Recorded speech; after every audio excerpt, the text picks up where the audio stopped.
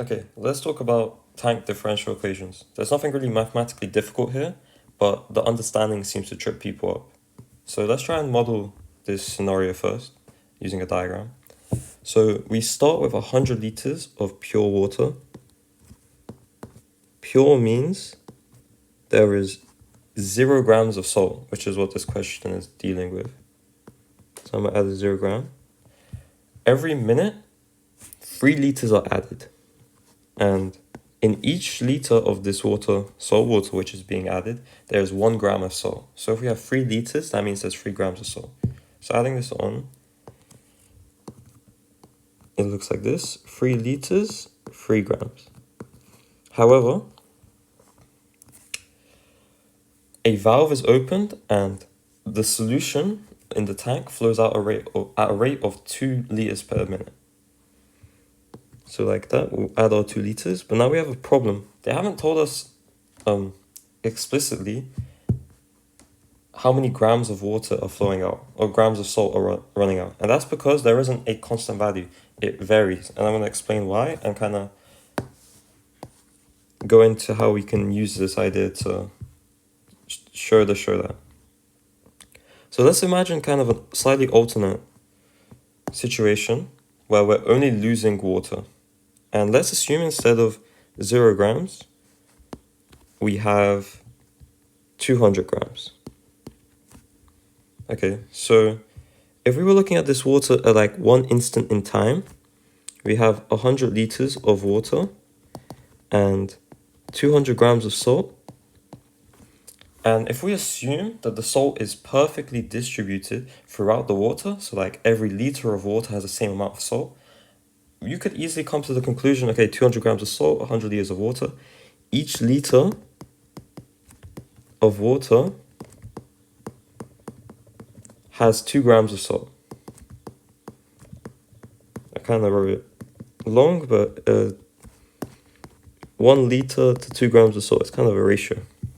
Well, now, using this information, for 1 instant in time, you could say, okay, if 1 liter of water has 2 grams of salt, if we're losing 2 liters at a given point in time, well, each liter has 2 grams, so we would be losing 4 grams of salt. Okay, so this is quite easy, but just kind of to make it even easier to just work through, let's get some explicit equations in here so we can really fully understand what we've done here. So what we did is really just kind of like through intuition, really, we were just applying concentration equals mass over volume. The way we did this is, okay, what was our mass? Our mass was 200 grams of salt. What was our volume? Oh, our volume was 100 liters of water. And that gave us a concentration of 2 grams per liter. And then when we wanted to find the mass that was being lost, what we did is we did mass, which is just a rearrangement of this equation. Mass equals concentration times volume, where the concentration, we just grabbed it from the concentration we calculated earlier. And the volume we grabbed by the how much water was being lost per second. So we grabbed this from here. And that just gave us 4 grams, okay? This is kind of the foundation behind this idea. In these equations, in these questions, you're looking to just use concentration equals mass over volume twice. This is the whole idea. I don't think this is stated explicitly enough, but this is all you're doing. Now, this is an isolated incident. Of course, this only applies for a given instant in time, because say as soon as these 4 grams leave, the water would decrease by 2 liters because we've lost 2 liters, and the amount of salt we have would decrease by 4. Okay, would that keep the same ratio? I don't think it would. So we need to generalize this so that it applies for any moment in time. And we're going to do so here. Okay, so how do we start to get behind this? Remember, we want to use this equation twice, mass over volume. Okay, let's think about what we did in the previous. First, we started by finding the concentration at any given time. So for that, we're going to need the mass, and we're going to need the volume. Well, the mass, if you look at the show that it's easy to look, or even just above, S is the grams of salt. So the mass is just S. I'll write out nicely. What about the volume though? Because the volume is not constant, but it's fairly easy to model. So it's nice to do this stuff algebraically. At the beginning, we start with 100 liters of water. Every minute, we gain 3 liters. So if we say T is the number of minutes, that means it increases by 3T. We just add 3T. That means every time T goes up by 1, a minute passes, we add 3 liters. But we also lose 2 liters every minute as well. So you can do minus 2T. Every minute, you lose 2 liters. You simplify this down, and you get 100 plus T. So now just plugging this back into the equation, you get S over 100 plus T. But this is concentration. It is not mass, which is what we want here. So we once again just rearrange the equation. Mass equals volume times concentration. And now, it might be like, some of you might be confused. Oh, we just used the equation twice. How's it giving us different answers? It's because we're using different quantities. Here, the volume we were using was the volume of the whole tank because we were finding out the concentration of the whole tank. Here, we're not trying to find the mass of the whole tank. We're trying to find the mass which is being lost right here.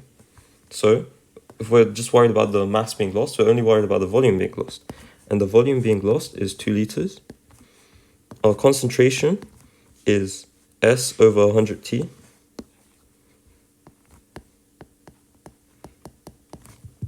And this tells us the mass being lost per second is 2S over 100 plus T. So we can write this in here. Now from here, this is just how much is being lost. If we look at the show that, it wants us to find the rate of change of salt by time. And it is important to think, even though I've been really stressing how to find this area, to find this mass, the mass which is being lost, because this is generally the hard part. We also have to consider that some salt is being added. So, but from here, you're basically in quite like a easy position, because you can see what we have here links up to what we have here. So we just need to fill in the blanks.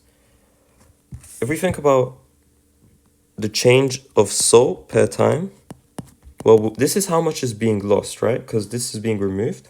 So you want to subtract this, because this is how much salt is being lost in the system at one given time. But it is important to remember at the very beginning, we remember this idea of what's coming in, what's coming out. What's coming in is 3 grams per second. So you just add a 3 here. You don't have to worry about the grams, that's just a unit. So that's how you get that show that. I hope that was this mass, concentration mass over volume is interesting idea. I'll just quickly do it with this specimen question. I thought this specimen question was quite interesting because you have the amount being added is not a constant. I thought that was quite interesting. So let's just go through. This question is quite a bit more difficult, but the concept stays the same. So initially, you have 3 liters and you're getting 250 milliliters per minute. So that's 0.25 coming in.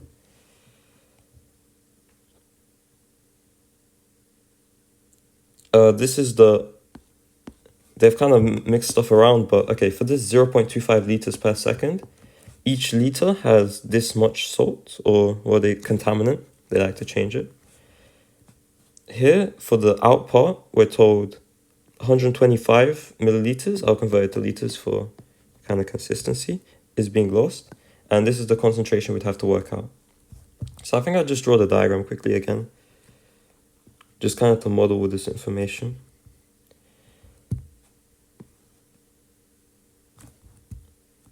Three liters coming in is 0.25 liters, and each liter has 5 minus e to the minus 0.1 t mg. So let's try and keep this clean. That means the amount of contaminant being added is just if this is per liter, so you just multiply by how many liters you have, which is a quarter.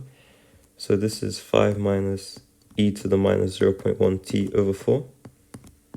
See, once again, I didn't really go over it because we kind of did it intuitively here, but to use, if we consider in, we're told the volume is 0.25 liters. The concentration is 5 minus e to the minus 0.1 t. I'm worried about my units blending in. This is mg per liter. So therefore, to get mass, it's concentration times volume, which is 5 minus e to the 0.1 t times 0.25. And of course, you can change the 0.25 to a quarter. And you can see our show that is already starting to appear. Now handling the other part, which is what's coming out, we are told that it's being drained at a constant rate of 125 milliliters. So I'll change this to 0.25 liters, which is an eighth, which that might be useful for simplifying. And we need to work out this part again. So once again, we're just going to think, okay, we need to find concentration first. I'm going to write out here so we can start working. Concentration equals mass over volume, which equals, okay, what's our mass? M is the amount of contaminant, so that's M, conveniently. Volume. Okay, so we have 3 liters to begin with. Every second, we add 0.25 liters, but then every same second, or I don't know if it's in seconds, it might be in meters, in minutes. It's in minutes, but per unit time, same thing. We lose 0.125. So just simplifying that.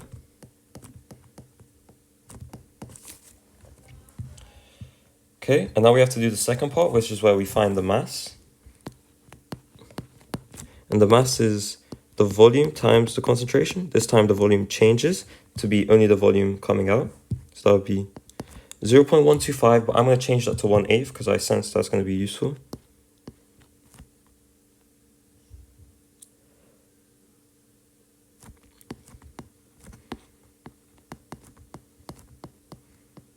Now, it's not directly clear how you're meant to get through to this, but I'm thinking, okay,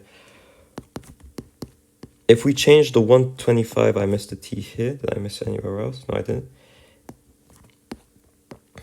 If I change this 0.125 to an over 8, I can, on this fraction, on this part, I can times by 8 over 8.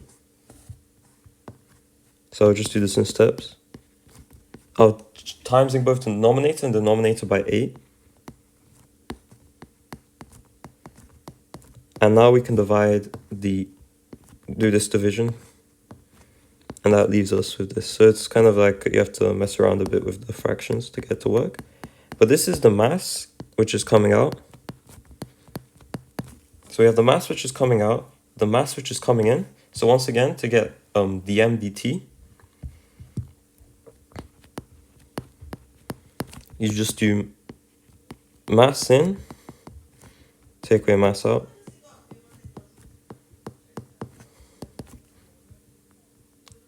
Mass in is 5 minus,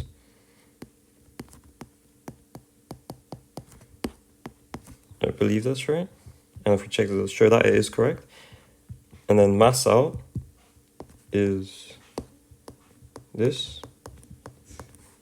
And you can see we have shown the show that. And usually the parts after this are just simple, just usual differential equations. So I don't think that's an issue. So I hope that was useful.